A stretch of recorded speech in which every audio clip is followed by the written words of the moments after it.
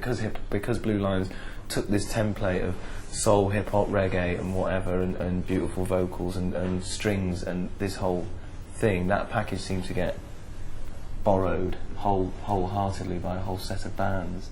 But I think the thing is, when you look at sort of moments like Blue Lines or other albums which, you know, sort of like sum up a bit of a, you know, whether you're looking at Screamadelica or Soul to Soul, you know what I mean, things that happened at that time, and you can say that was a moment, but really it's just part of a history. So Blue Lines just fitted into a sort of mechanic of history.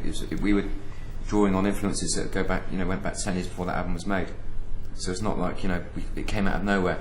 So when you see things that you think, oh god, that's a bit like us, you've got some other people moving the same timeline as you, also experiencing the same things and getting influenced by the same music and all the rest of it. So I think it's cool, but how do you look back on Blue Lines now, sort of nearly 10 years after it came out then? It's hard to remember what it was like doing it then, isn't it, really? I can't remember. It was a long time. Well, you can literally not remember. You can't uneducate yourself. That's the problem. When we started Blue Lines, we didn't have a fucking clue, and it's really hard to sort of try and strip that back. That kind of all those years in the studio being tormented and depressed. Tormented and depressed. I mean, and sort of go, no, it was great back then, but you can't really fucking remember. Because I've heard people say, oh, I'm not bullshitting. People say, our child was conceived listening to Blue Lines, or this amazing event in my life happened. There we are too, sort of. We've got kids, haven't we? So that's a bit of a sad comment, really, isn't it? You know, this especially the most smoochiest album in the love-making album, and exactly. The best shag soundtrack ever. Well, so people say, yeah. I shouldn't imagine you'd be able to make love to your own music. I've had a good go. It's done. That's it. It's like fucking yourself up the ass, really, isn't it? I won't take it that far. No, maybe not. Yeah, no, it's there anyway. Good, right. As long as I see anything to say, mate. Moving on swiftly. Have a look. Jamie Day asks Massive Attack, are there any plans for a DVD video to be released telling the story of Massive Attack?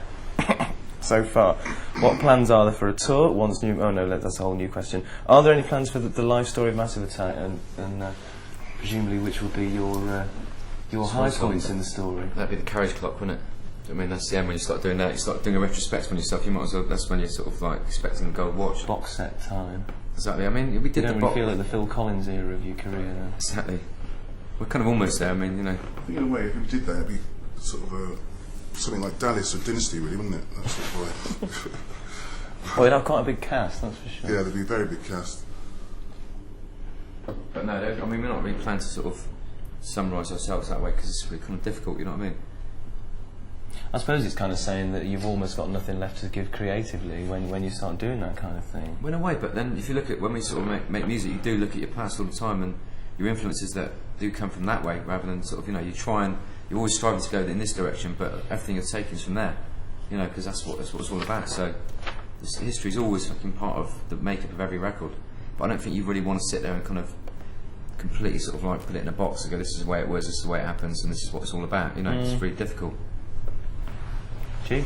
To be honest, I kind of think because we're all from sort of different sort of backgrounds and stuff like that and whatever, it's kind of hard to sort of really come out with one definitive story about where everything came from, because I think when you get together as, you know, what we are, you kind of pull on a certain thing to make it work with the other people. So like, say if Dee was to go off and do something on his own, then it would be a different story, I think, really. So it's kind of hard to sort of come up with one. Why did you say that? I really don't know what I'm talking about, but it sounds good, doesn't it? That's scary. You keep playing out my solo career for me, which is pretty frightening. No, I'm not playing this solo career at all, mate, no. It's nice. How important Not shit anyway. Maybe not. Not today, anyway. Maybe tomorrow. I mean, a lot of your strength obviously comes from the fact that you're not. I can't think of another duo. Never mind. You're not just feeding off ideas. A lot of your strength seems to come from seeing talent in other people and bringing that into the unit, and that seems something that you. It's not. I know people sometimes get mistaken, like as if we have some kind of like gift or some Midas touch where we sort of pick people up and sort of like turn them into stars or create success out of them. But what we're always doing is just listening to music and the textures we hear. You know, you visualise a voice. You know, because we don't. Our vocals only go a certain way. You know, you know your limitations. And being male, and the band's always been very male. It's always good to work with females because it brings that dimension to it, a completely different sort of set of feelings. And it's not about the kind of. It's more about each track and each person at a time.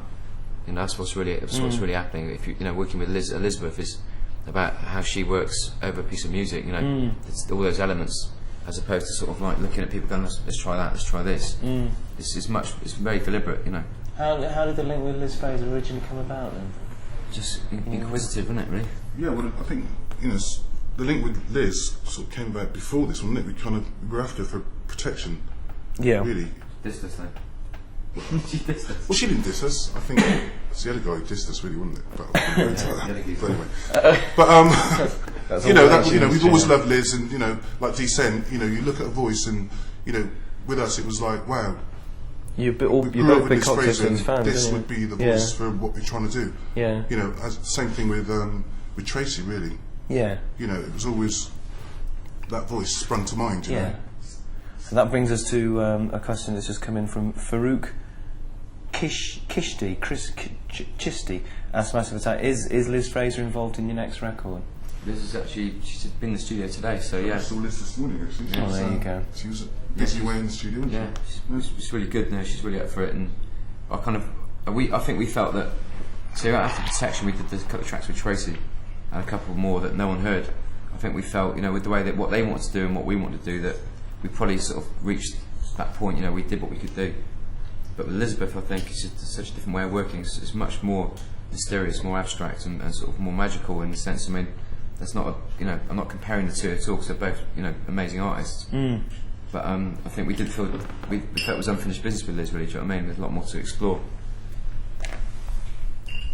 You both big Cocktail Twins fans anyway, Mate. Sorry, mate. Fate. Landed in my lap. Do you want some? Yeah, that's some. Sorry. Do you want some? John, carry on. Yes, thank you. You're both big Cocktail Twin fans anyway, aren't you? I wasn't a massive. I mean, No? one of the bands I liked. I wasn't like completely sucked in. I thought they're an amazing band. A voice, but at that time I was in so many different types of music, so I kind of had to concentrate. You know what I mean? Well, at that time I was kind of working in the record shop, so I was kind of selling quite a lot of Liz's, Cocktail Twin stuff. So I was kind of quite aware of what Liz was doing at the time, You Right. have to pay for it, did you? I'm going to tell you what. Again. My boss was a good bloke. So I'm not. G doesn't pay for anything. Do you want some of this, John? Yeah, thank you very much. Yeah. Lovely.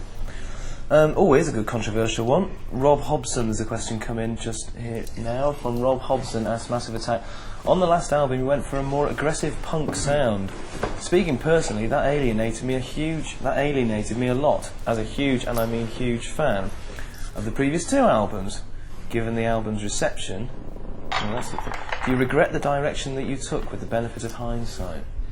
Given the album's reception. That's a bit of a weird, Well, exactly, yeah, that's rhetorical clever. question, isn't it? Is it coming from a personal point of view? Then? Although it did sell an enormous amount of copies, I don't know.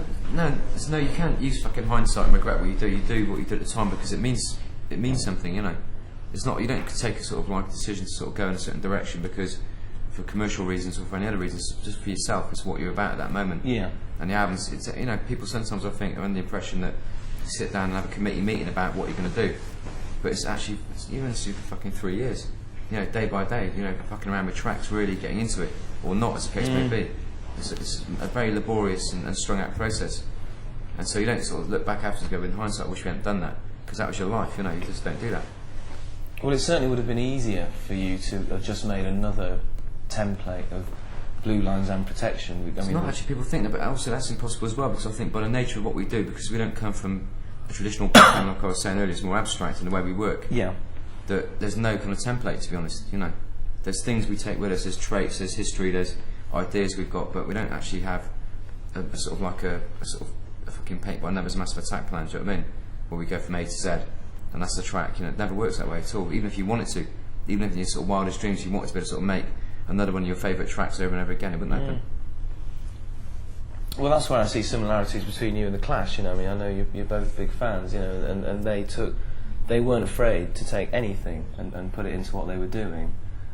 Exactly. And I think in some ways their sort of legacy is bands like yourself and Left Field and people that aren't afraid to just chuck everything in and see how you get on with it. The thing with the Clash is like, sorry mate, it's like just saying that one of the things about the Clash was the fact that there's only a few bands that I really love that have a lead singer I can listen to over and over again. Like a few bands like sort of Blue or Radiohead maybe that are really great. You know what I mean? Or sort of don't know, I'm trying to think of other examples. You know, D'Angelo, even his last album is amazing. You sort of- Yeah. but you do get other voices coming in. Oh, I like that, man. The first album was great. Is it? Yeah. But I mean, the things with like the Clash, there was always a mixture of voices. You know, Strummer, Jones, Simon, Marky Dread. You know, Futura 2000, all that stuff was a real influence on us. The fact you could sort of like switch from sort of like voice to voice and still have a sort of like a real complete album, which didn't sound like a compilation. And also the idea that, you know, it's no bad thing to have a go at making